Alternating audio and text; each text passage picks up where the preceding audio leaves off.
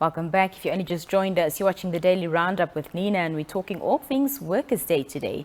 Now, International Workers' Day, also known as Labor Day in some countries, are often referred to as May Day, is a celebration of laborers and the working class that is promoted by the International Labour Movement and occurs every year on the 1st of May.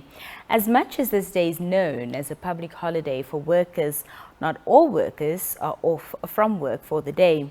Essential and frontline workers do not get this day off, and some of these workers are those in the media industry: presenters, producers, directors, cameramen and women, journalists and reporters, just to name a few.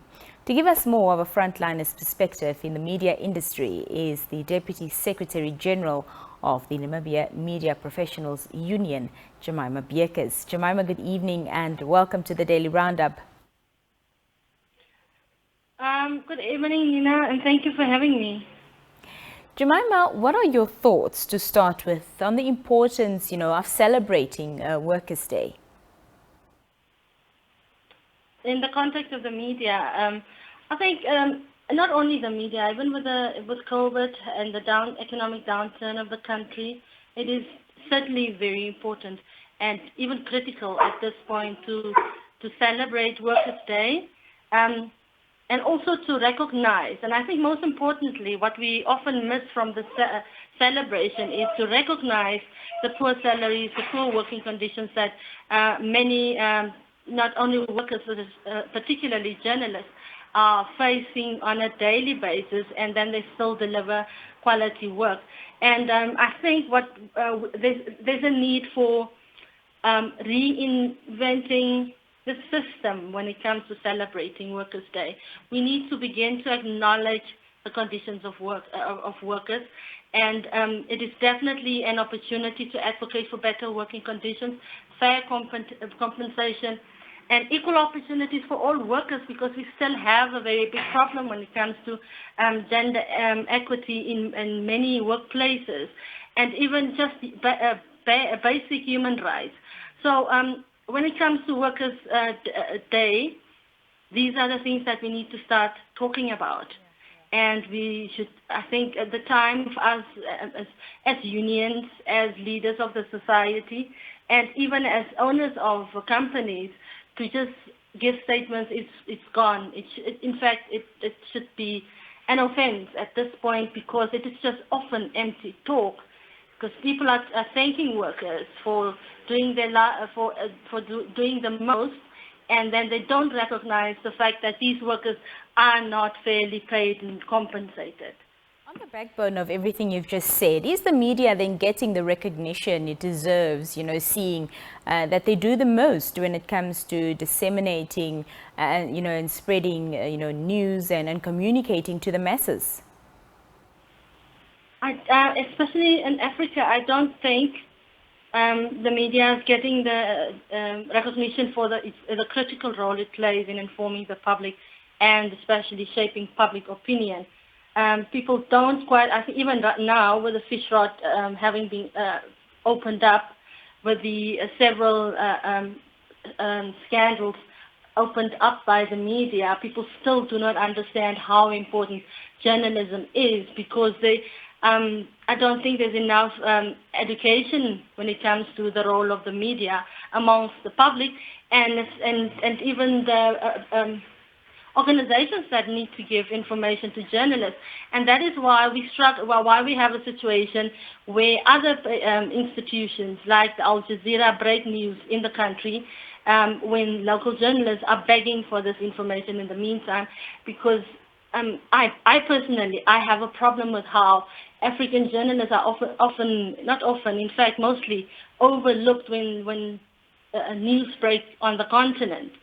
It is always the mainstream international organizations that get this recognition.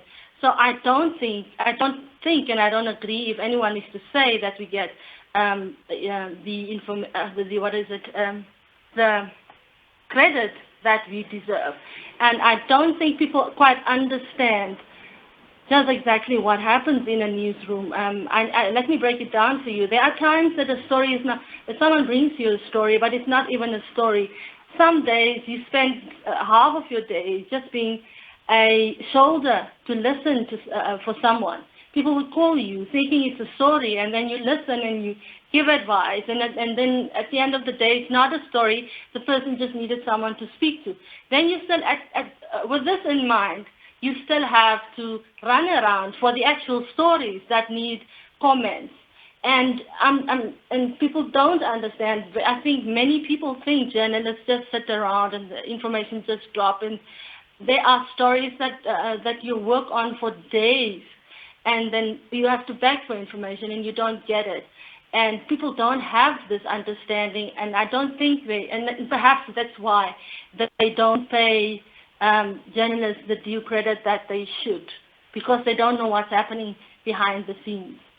With citizen journalism becoming more and more prominent in this day and age, Jemima, how do we go, about combating, fake news and unproven facts and stories, at the end of the day end up not even being newsworthy?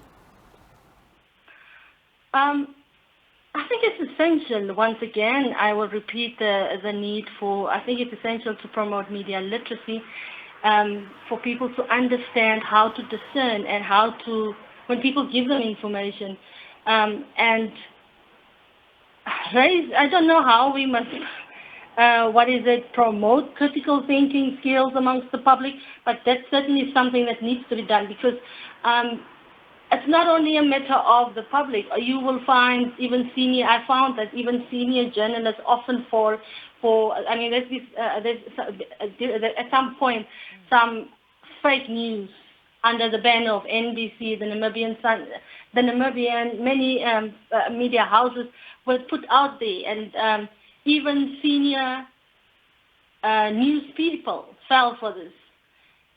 So it just shows you that this goes beyond the eye of the layman. It is a very big problem. I don't really know what that problem is, but I think people really, I don't know, maybe Namibians are just gullible, and we fall for some of these things so easy, or it is because we have for the first time, and I think especially now with COVID and fish rot, I think people are beginning to believe everything under the sun, because they didn't expect the extent of which the fish rot has been spreading its tentacles.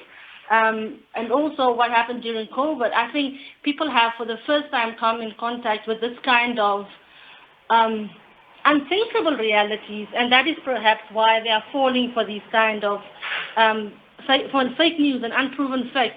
And I think especially unproven facts, even in basic journalism, you often find that journalists, even with journalists themselves, when they write stories, it's not a given all the time that they would ask for so someone comes to you with a story, and they don't ask for documents, they don't demand for these facts, and these are sometimes some of the things that eat away at the reputation of the existing media houses or media, at the media and in the current state. Yeah. So, and journalists also need to understand, I suppose, I don't think Namibian journalists are taking advantage of artificial intelligence at this point to know how they can use it to combat fake news by implementing algorithms and policies, and how to prioritize reliable sources of information, and also to use these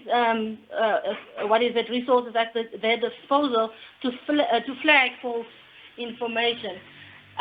So I think it is definitely a huge issue right now, because like I'm saying, people are falling for this, even people in the industry often. And so there is definitely, I think the biggest, the first priority should be media literacy. So people understand how to even question when they read, how to read the news, how to interpret the news, or what questions to ask when they watch the news or read the news. Well, Jemima Beukes, thank you so much for joining us here on the Daily Roundup this evening, and happy Workers' Day to you. Thank you.